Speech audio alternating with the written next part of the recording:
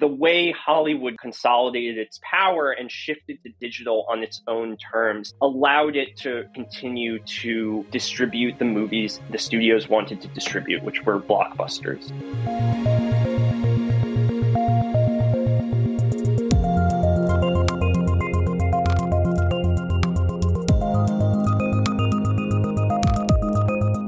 Hello and welcome to Tech Won't Save Us. I'm your host, Marx, and this week my guest is Will Tavlin.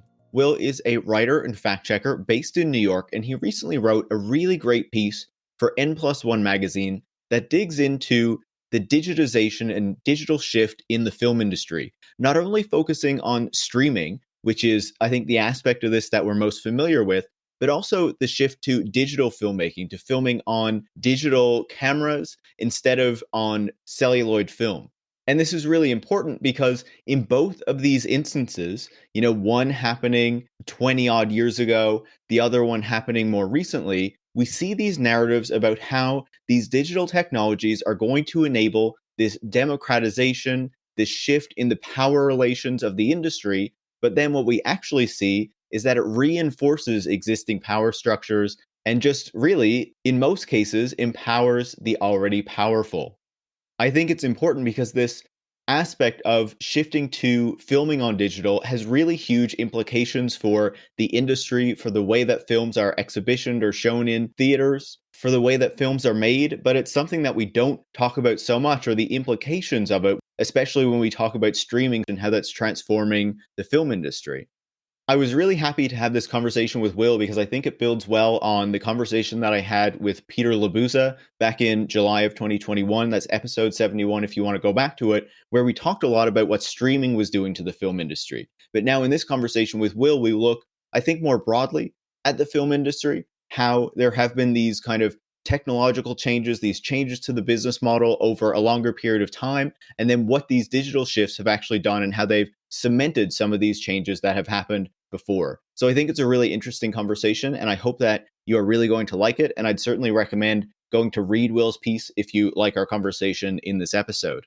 Just a couple notes before we get into it. When we talk about exhibition of films, that refers to theaters, right? Going to the cinema and seeing a film there. And when we talk about distribution, that's usually something that's controlled by the major film studios, their distribution arms. And just a final programming note that next week's episode will be coming out on Friday instead of Thursday. So that'll be Friday, April 1st for next week, just to give you a heads up about that. Tech Won't Save Us is part of the Harbinger Media Network, a group of left-wing podcasts that are made in Canada, and you can find out more about that at harbingermedianetwork.com. If you like this episode, make sure to leave a review on Apple or Spotify. You can also share it on social media or with any friends or colleagues who you think would learn from it. This episode of Tech Won't Save Us, like every episode, is free for everybody because listeners like you support the work that go into making it every single week. So if you like this conversation and you want to make sure I can have more like it, you can join patrons like Ben from Cambridge, Massachusetts, Gregory Terry, Tania Blanchette from Hermosillo, Mexico, Dennis Utuchkin, Matt R. from Ohio, Augusto from Porto Alegre, Brazil, David from Rockford, Illinois, Mike King from Raleigh, North Carolina, Dodgeburn from Baltimore, Maryland, and Darren Reed from Canberra, Australia. I know, quite a bit, but if you want to join them and support the show, you can go to patreon.com/techwon'tsaveus. Thanks for listening and enjoy this week's conversation. Will, welcome to Tech Won't Save Us. Thank you so much for having me, Paris. First-time caller, long-time fan. I'm very happy to be here. I'm really excited to chat with you. And, you have this really great piece in N+1 that was published recently that gets into the history of the film industry. And I think the history of the film industry, thinking from the perspective of technology, digital technology, in a way that it's not often presented, I think, in the usual discourse that we have about these technologies and about the shift to digital, which is so often associated with streaming, but not so much with the change to kind of like digital filming and those technologies and what that meant for the industry. And so I really want to dig into that, to explore that with you. But I do want to start by getting some historical context to put this industry into perspective for the listeners, because I think this is going to be important when we get back to what is happening today and more recently, right? So let's start by going back to the early days of the film industry. In the piece, you discuss how Hollywood really emerges around 1914 and develops a model that revolves around controlling distribution, dominating overseas markets, and that doesn't really get disrupted until the intervention of the Department of Justice in 1948. So, what are the significant aspects of that period, and how are the major studios exerting their power? Great question. The thing to know about the film industry is that it's always been run by monopolies, even since like the Edison days in the very early 1900s. The studio system starts to take shape around 1914 when you have these distributors who are also exhibitors. They start to really ramp up production and become these vertically integrated companies, which are known as majors. And majors in Hollywood refers to a studio that both distributes and produces films. The largest of these companies are called majors. So what happens is these studios basically have these monopolies over the entire film industry. And it's really run like a factory line where they are much like cars in Detroit or steel in other cities. There's an industrial quality to the way films are made during this time, where you have studios producing films, then they distribute the films to theaters that they themselves own. And this lets them put a stranglehold really on any kind of independent image making at this time. So there's independent theaters, but a lot of them are subject to this practice that Paramount develops, which is called block booking, which is basically where the studios have all these great films that they want to send to theaters. But if an independent theater wants, let's say, one of the bigger films from the studio says, okay, well, you have to take our entire slate of films. And it's really constraining for independent theaters at this time. And the Justice Department had been after the studios for a pretty long time, for much longer than the 40s. One of their concerns is that, this is pre-television, and the cinema at this time is the only form of moving image entertainment. So basically what happens is that in 1948, the Justice Department, with the help of the Supreme Court, is finally successful in basically breaking up the studios, their monopoly over the film industry. And specifically, the Justice Department takes issue with the practice of block booking. And they force the majors to divest themselves from their theater business. And this has, combined with the rise of television, this has a really disastrous effect. Television was really the main competitor to Hollywood at this time. But what follows is basically a process of deindustrialization, where when we refer to the studio system collapsing, it's basically this factory line becoming more dispersed and less concentrated in Hollywood.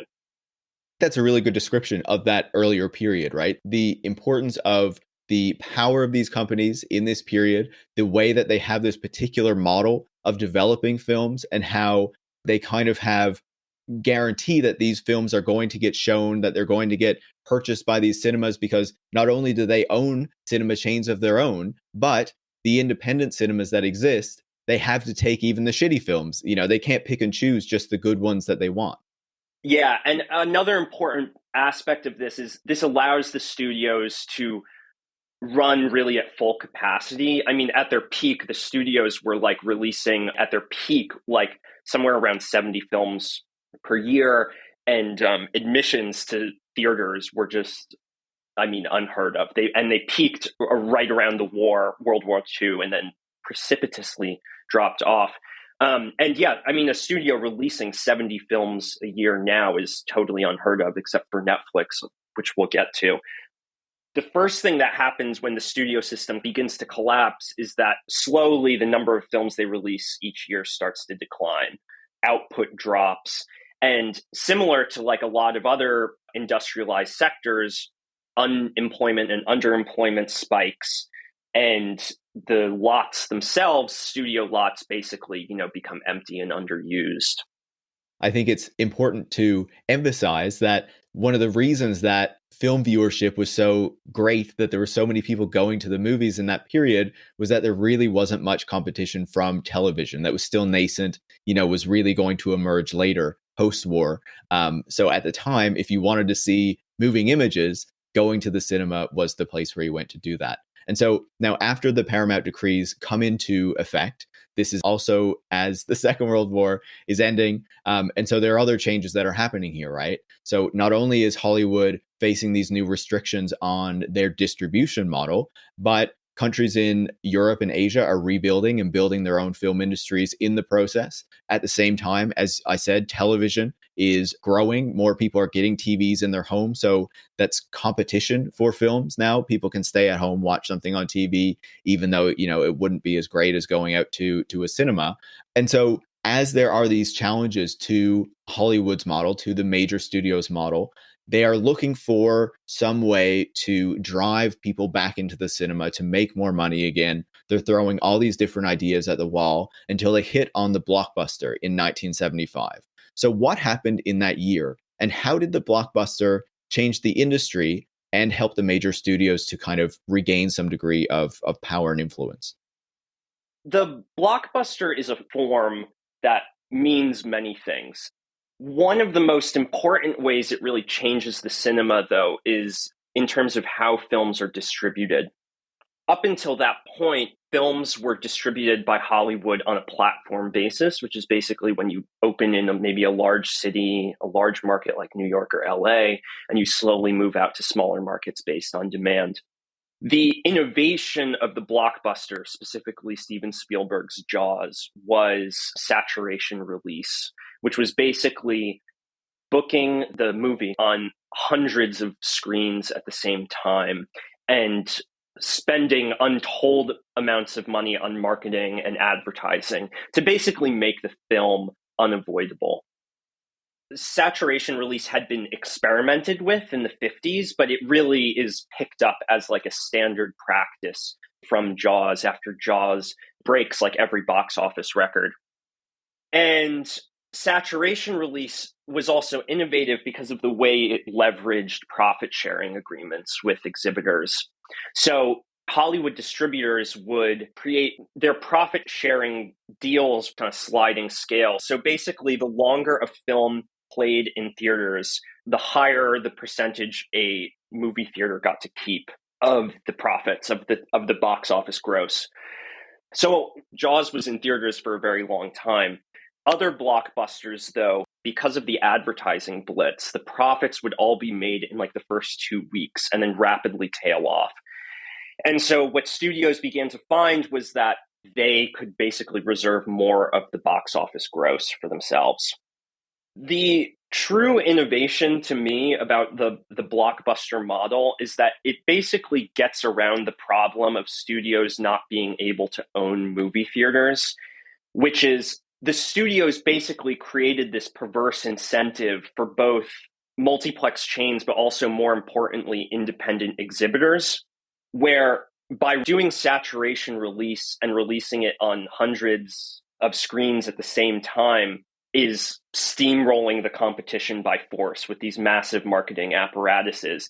And independent exhibitors began finding it difficult to book films from independent distributors or foreign films when a movie like Raiders of the Lost Ark or a Star Wars was screening on every screen in the country at the exact same time.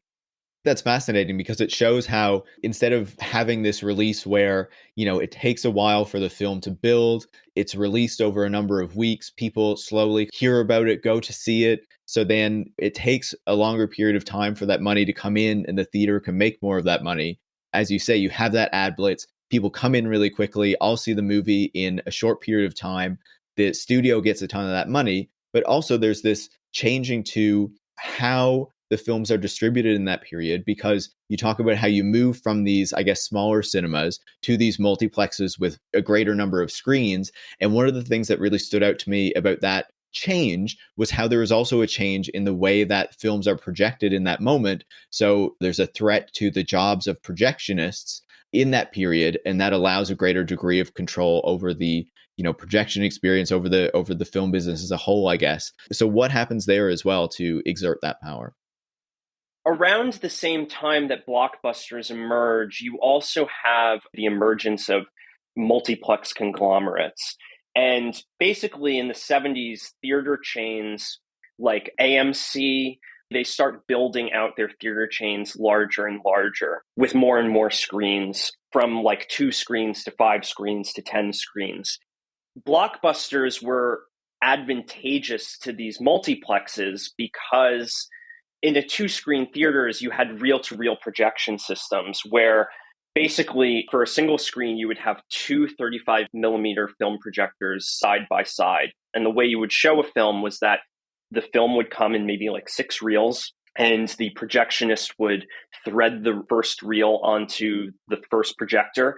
And then once that was over, they would thread the next reel and then switch them basically, and it would be this cycle where one reel would lead to the next.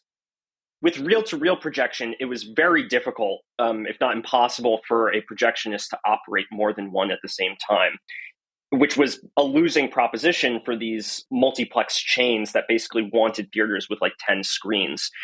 So they used this new technology called platter projection systems, where basically you would stitch together a film's reels, like the 6 reels of a film prior to the screening, and then put it on this giant steel or aluminum platter where it would be horizontal, which is very bad for film. Film does not want to be laid horizontally. And it was automated, so the projectionist could then thread it through one projector. Then they could also do a process, what was known as interlocking, where they could thread it through another projector for a different screen in a different auditorium.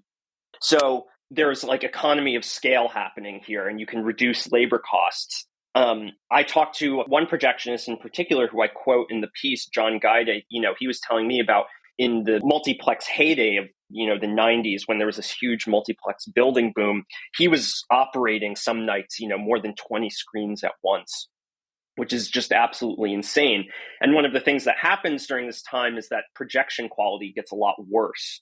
So the multiplex becomes known for having just really damaged prints. Platter projection is really bad for prints, constantly stitching them together and taking them apart. Film doesn't want to be laid horizontally. There's just way more risks involved when you don't have that reel-to-reel system. If you have a projectionist who's a good projectionist who's on a reel-to-reel system, like there are prints that are from like the 20s basically that are still in perfect condition, because on a reel-to-reel system, a projectionist can really handle them with care and make sure that nothing bad happens. Whereas, with platter projection, you get things like brain wrap, and, you can get crazy emulsion scratches also on entire prints. And this funny thing happens where a lot of the boosters of, I'm maybe getting ahead of myself, but a lot of the boosters of digital projection, like James Cameron and most notably George Lucas, they are really vocal about how much they hate scratches and the bad quality of 35 millimeter film projection. The irony, of course, is that their blockbusters are the ones that gave rise to this kind of projection and really made it, totally dominant. That's fascinating. The development of like this kind of industrial system, the economies of scale that is causing these problems. And so, okay, now we need this new technology to solve this problem.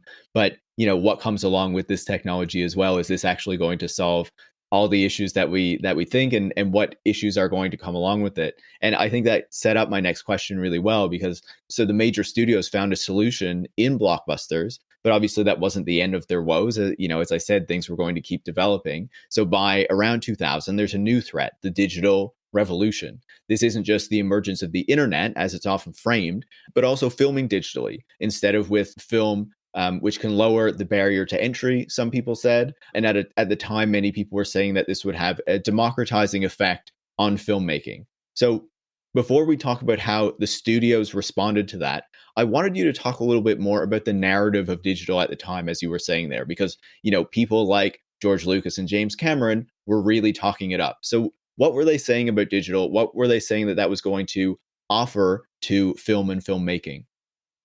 Lucas had been a really long time supporter of digital technologies, basically for his entire career. He recoiled at the sight of scratches on his prints. It totally disturbed him, basically.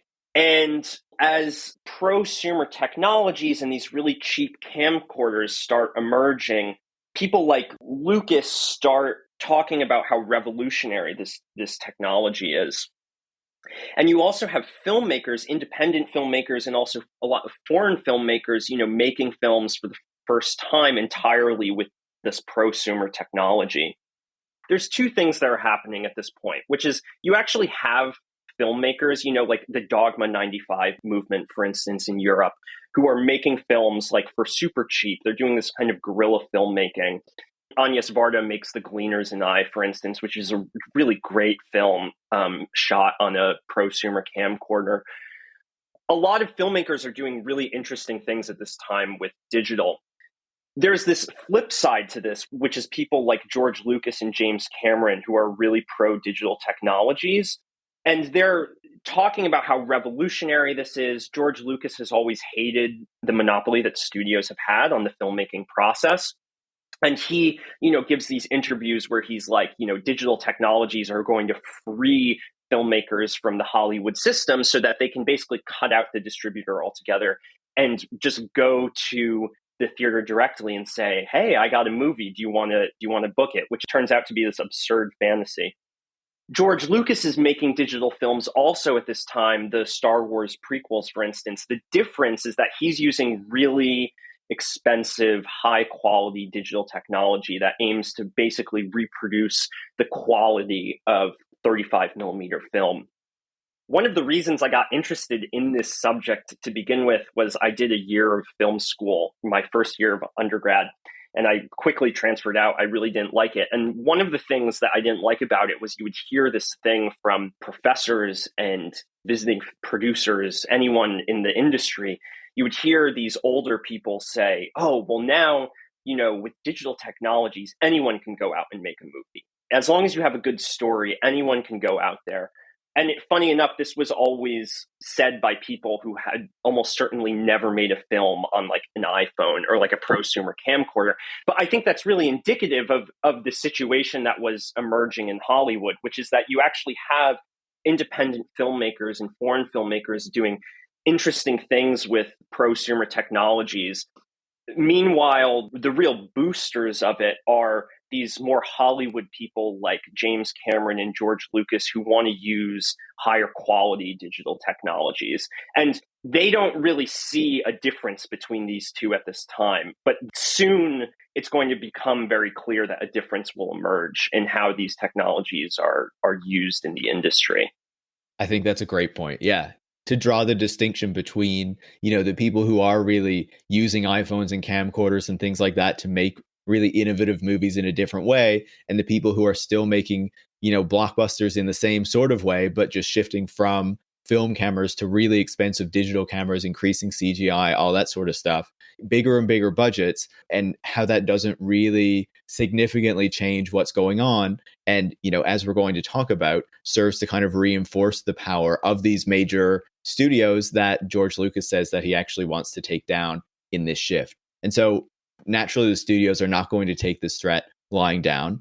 At the same time as this is happening, Napster is kind of eating the music label's lunch. Ebooks and self-publishing are presenting a threat to book publishers. You have, this whole tech narrative about taking down the gatekeepers, how technology is going to allow this, even as it's erecting a whole load of new gatekeepers at the same time.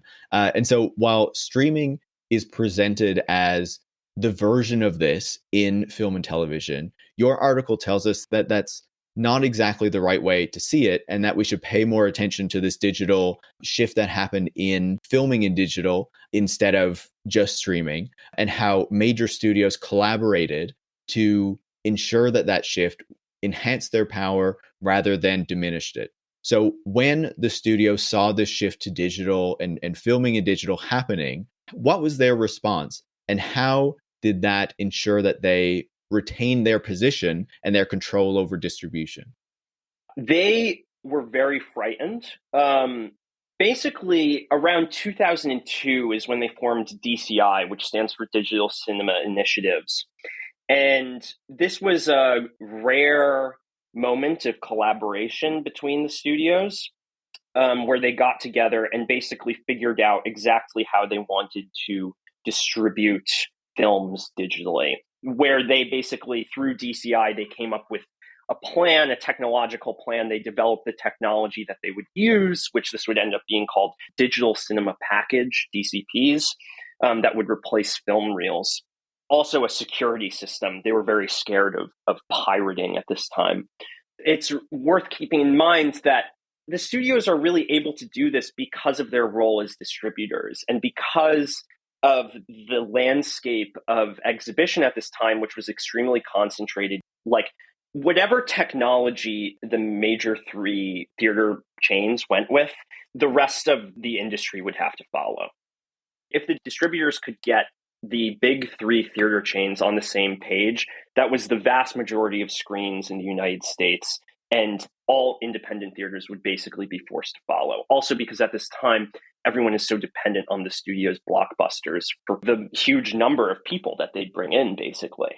One of the key things that stood out to me in your description of that period and what was going on was how the major studios created this digital cinema package, which was used to distribute their films to the different cinemas. And so they had this significant degree of control over then what that looked like, the way that those films were being shown, the files that they used to show them. Like, beyond just distributing these film reels to the different cinemas, it enhanced the degree of control that they exerted over the exhibition experience and over how these cinemas ran their businesses. And so, what did that mean for the major exhibition companies, the major theater companies, in terms of how they had to switch over to this new system and how they financed that? But then also, what did it mean for independents who maybe wanted to stick with film, but then found that they were having this pushed on them?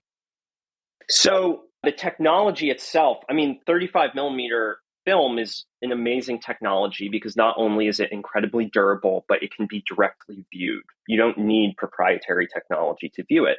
If civilization were to go away today, if in 1,000 years, people sprung up again and they found a film reel on the ground, they could figure it out pretty easily how to view it, which is just projecting light through it. The new systems, however, DCPs required all this proprietary technology used to interpret the files of the film. So you had not only the projector itself, which was, a very expensive piece of equipment, but you also had these servers that they had to install for each projector. And the security system for them was intense. You could get a DCP in the mail from a distributor, but then you needed a separate passcode in order to basically view the files. And even then, the passcode was only designated for that specific server or that specific projector combo in each theater. So the system basically made piracy impossible, but it also, in switching to this technology, basically yoked exhibitors to the technological whims of the studios, the distributors. The projectors and servers were extremely expensive, and the funding that they basically arranged for the big three theater chains, which was AMC, Regal, and Cinemark, was financed through Blackstone and JP Morgan. And it was this really complicated process where after the theater chains agreed to switching digital, the theater chains set up an LLC called Casima, which is short for Kicking and Screaming into the Modern Age. The LLC Casima bought the projectors with loans from Blackstone and JP Morgan, and they leased the projectors out to the theater chains, all of their theaters. And this was done basically for a number of reasons, which was the studios had agreed to subsidize the cost of digital projection in some way because it was accepted by everyone that the benefit was mostly to them. They were the ones who were saving costs of up to 90% in distribution by not having to mail these very heavy multi-reel canisters of film to theaters all over the country and all over the world. One way to do this would have been to, just take money off of the cost of a rental of a DCP. But they didn't want to do this because this could have permanently depress the price of film rentals from distributors into the future. So they created this system called VPF, which is short for virtual print fee, where every time the big chain exhibitors screened a DCP, the Hollywood distributors, the majors, would pay a certain amount of money. It would change depending on the circumstances. It was around like $800 generally. They would pay this $800 to Casima. And Casima used this money to help pay back the loans to JP Morgan Chase and Blackstone, and Blackstone and JP Morgan securitized the loans and sold them off to investors. So the narrative that you hear a lot in the film industry is basically, oh, digital technologies, it's presented as this sort of bottom-up affair where directors just started using this technology that was so much cheaper for them to use to make movies, which turns out not even necessarily to be the case if you're working with high-end digital cameras. But in fact, it was extremely top down, led by the distributors, basically done in order to enrich shareholders of the major theater chains, who then proceeded to lay off most of their unionized projectionists and basically smash the unions. And also for, investors of JP Morgan, who basically bought those loans, which were somewhere north of $400 million. Yeah, I think that's a key point there, right? To kind of reframe the narrative around what this looks like. It's not this kind of like democratizing affair, but it's just kind of the next stage of the capitalist development of this industry and its transformation to serve shareholders, serve capital, etc. One of the things that you said there is really fascinating, right? What this means for the production of films, and certainly we talked about that in regard to George Lucas. But as you say, there is this narrative that this makes it easier, cheaper to make films, and certainly for people who are just taking advantage of the iPhone or something like that to film something, that is certainly true. But when it does come to this blockbuster level where you're making these major films, that's not really the case, and it changes the way that some of these directors even approach making films. So can you talk a little bit about that shift that occurs with the move to digital? Yeah, it's undoubtedly true that, shooting on something like an iPhone or like a mini DV camera, for instance, like makes filmmaking cheaper. But what becomes clear as like the full digitization of Hollywood takes place is the studios aren't making films for, AMC with iPhones and mini DV cameras. What directors use at this level are high-end digital cameras like Ari's Alexa, for instance, that is designed to recreate the color depth and dynamic range of celluloid. And with these cameras, what a lot of directors have found are that they aren't necessarily guaranteed to save production costs. What they have a tendency to do is shift costs around to different parts of the production. So you might be saving on the raw cost of purchasing and developing film, but a lot of directors, whether it's George Lucas or somebody like David Fincher, they're known for using digital's quote unquote unlimited storage to shoot just massive quantities of data. I mean, just astounding amounts of footage that then needs to be processed, edited out, and archived. And archiving is where the huge costs of digital really kick in. And George Lucas is really instructive because the way that he makes films, even the prequels in the early 2000s, becomes really standard for a lot of digital films at the top level today, like with Marvel movies especially, where he has this obsession with like basically redirecting his pictures in post. He's adding tons of VFX. He's keeping actors' eyes open when they blink on a cut.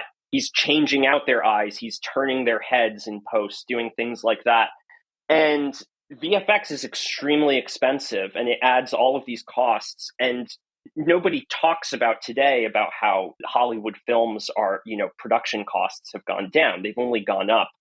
So this idea of digital being guaranteed to be cheaper was really only ever true for filmmakers really committed to the kind of guerrilla style made for nothing filmmaking. People like Spike Lee with Bamboozled, or as I mentioned, Anya Svarda's The Gleaners and I, or David Lynch's Inland Empire, movies like this that really took advantage of cheapness to its full extent.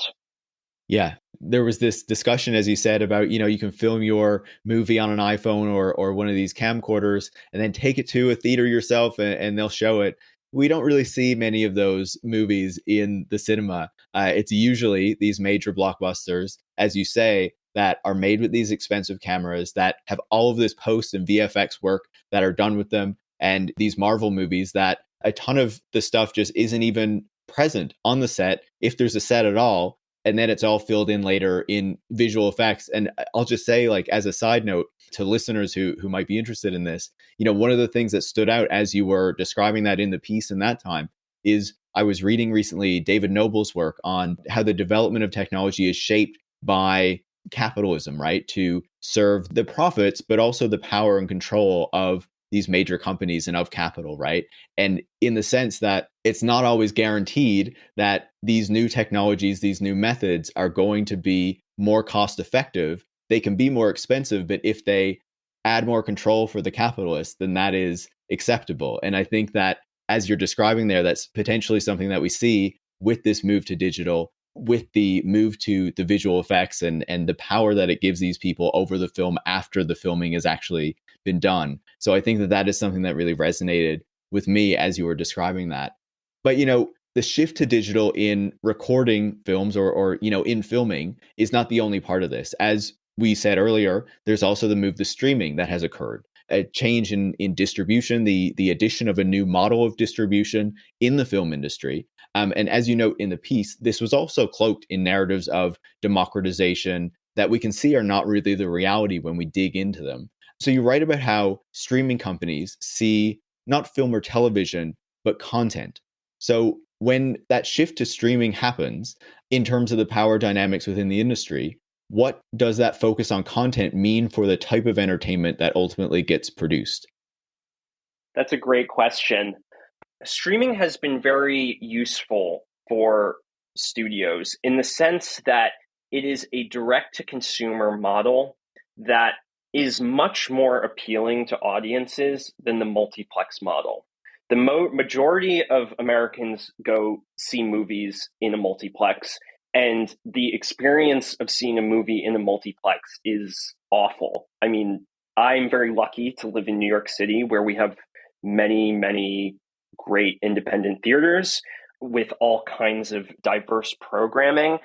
The experience of seeing a movie in the multiplex is, driving to the edge of town, to like a parking lot, to a mall, to like walking through to like the top floor of the mall, getting lost in the mall, paying an absurd amount of money for tickets, watching, 30 minutes of ads. Your film choices are basically like 3 or 4 things, whatever blockbuster superhero movie is out that month. Don't forget about being gouged for your popcorn. Exactly. Streaming is much more appealing for both audiences and also shareholders of these publicly traded companies who, they see a lot of room for growth in streaming, basically. The streaming companies like, Netflix or Disney Plus rely on a massive amount of content. Unlike the studio's distribution model, where they would maybe only release 5, maybe 7 films a year to theaters, the thing that's interesting to me about these streaming sites is how they are completely filled with this content that is almost just designed to be there and to fill space, and how the conversation about these streaming companies is really not at all about the content itself, and much more about how they've changed the business model. But the innovation of these streaming sites is really like turning the cinema into something called content, which is much more formless than cinema. And the idea is that, you can watch content from any place. You can watch it from your couch, from your bed, while you're making dinner. And it's much more convenient for the audience. Netflix CEOs like Ted Sarandos, he likes to call the multiplex experience like elitist, which is very ironic given how miserable it is for everybody involved. The streaming model, what it's done is basically save audiences from this horrible multiplex model without forcing the studios to really change what they show. studios are theoretically, all of them have, a streaming platform, and they're theoretically unconstrained by the need to make money on an individual film like they would at the box office in a multiplex, because it's a subscriber model. So, theoretically, they could put lots of, independents or foreign filmmakers on these streaming platforms, but they're not doing that. I mean, what they're doing is putting IP on their spin-offs of superhero movies, or when they are giving space for independence, it's really only the most established ones like Martin Scorsese. I think it's interesting because the streaming services, especially early when they launched, it was like, this is going to offer us this kind of entertainment that we've never had before by platforming these people and these voices and these filmmakers who have not been able to access the traditional kind of Hollywood model before. They made a lot of focus on like, look, we are having more women make things. We are having more Black people make things. And then what you found a few years later was that their programs were being canceled like much sooner than other people's shows, and later they just weren't getting the attention after the streaming companies had that positive PR for their model. And then they've really kind of shifted toward, I think it's fair to say, this kind of content model that you're talking about. Yeah, and it's the top level people in Hollywood that are really benefiting the most from the streaming model, because you have people like Shonda Rhimes and Ron Howard just getting absurd amounts of money to make the things that they want to make. And then meanwhile, everything else is like very low budget and looks like crap. To end our conversation, we've talked about how these multiplexes became not a great experience in terms of both how they showed films with film before switching to digital, but also, their location, how they were built. It's just not a very appealing model of watching a film, of experiencing cinema, because it really changes it into much more of this kind of industrial product, right? And as a result, naturally, we have seen increasing concerns about whether people are going to keep going to cinemas, especially now that they have this option of streaming in their home, that the windows are shortening between theatrical release and streaming release and all these sorts of things, right? But one of the aspects of your piece that I really liked was kind of challenging the idea that this is the way that film and entertainment has to be, right? That we have to go down this streaming model, and that's only the real path that is available to us. You talked about how digital changed what it means for how films are made, the incentive to capture as much as possible because there's little limit in digital storage, which changes how some directors approach, how they make films. But then there's also the exhibition side of things. And there was a line near the end of the piece where you asked why tech fetishists, like Kara Swisher, found it easier to imagine us all paying a bunch of corporations $14.99 for a subscription service instead of every public library having a movie theater. And that resonated with me because I remembered in Auckland, New Zealand, the Central Library above ground. It's, this really nice library that you would expect with all the books and the services. But then you take the staircase to go down into the basement, and there's a 2-room art house cinema that shows all the kind of films that you might not see at the multiplex down the road. It's really affordable. The popcorn is cheap. They had water there for you, so you didn't need to buy a soft drink if you didn't want, just this fantastic experience. And so I guess my question to end the conversation is, if we stopped letting these major Hollywood corporations and now Silicon Valley corporations shape what we watch and how we watch it, how could we conceive of film and its exhibition in a different and presumably, more publicly minded way?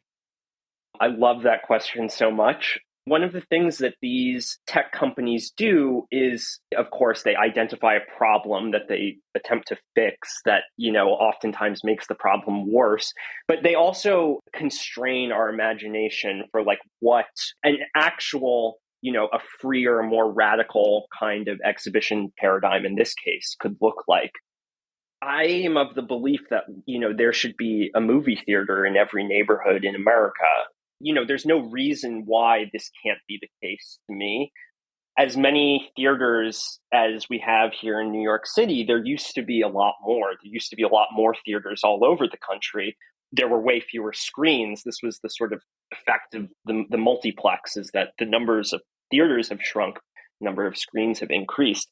And one of the benefits of, having, for instance, libraries having theaters is power is a lot more dispersed in that kind of scenario. And I just think that would be a beautiful thing.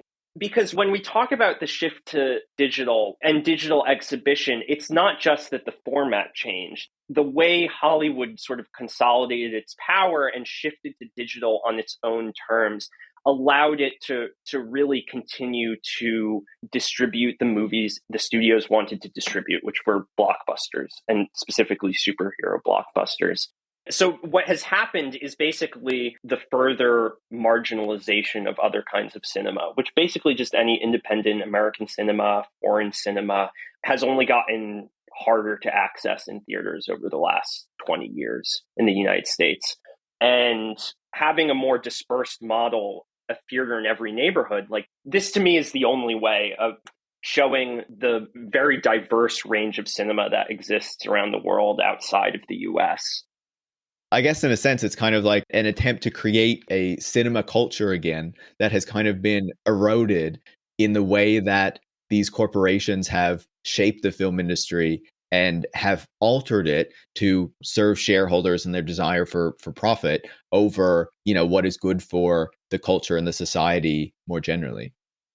Yeah. And I mean, that cinema culture still exists. It's just, it's a lot more fractured, and you have to look for it a bit harder. Here in New York, we have a great thing called Screen Slate. I'm not sure if you're aware, but it's like a listings website where they basically publish all the listings for independent and repertory cinema that day.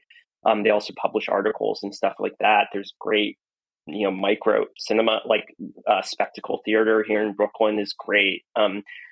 This stuff exists already. I think it's a matter of seeking it out and supporting it where you can. And that's as much as I can hope to do. Yeah. And I think the key point is that it's not something that Hollywood or that Silicon Valley are going to try to promote, Yes. Because they have a very particular set of interests and a desire for what they want to see. Yeah. When you look at how they perceive and how they think about entertainment, streaming, film, things like that. Will, the piece is fantastic. I'm going to recommend everyone go check it out. It is a long read, but I think it's worthwhile to understand how this kind of shift to digital was presented in this kind of democratizing way, but was then reoriented and made to serve the power of these major corporations, first Hollywood and then Silicon Valley. So I really appreciate you writing the piece, and I appreciate you taking the time to come on and chat. So thanks so much. Thank you so much, Paris, for having me on. And I am just so happy to be here and to be talking to you about it. It's been great, really great. Will Tavlin is a writer and fact checker based in New York, and you can follow him on Twitter at @WTavlin. You can follow me at Paris Marx, and you can follow the show at Tech Won't Save Us. Tech Won't Save Us is part of the Harbinger Media Network, and you can find out more about that at harbingermedianetwork.com. And if you want to support the work that goes into making the show every week, you can go to patreon.com/techwon'tsaveus and become a supporter. Thanks for listening.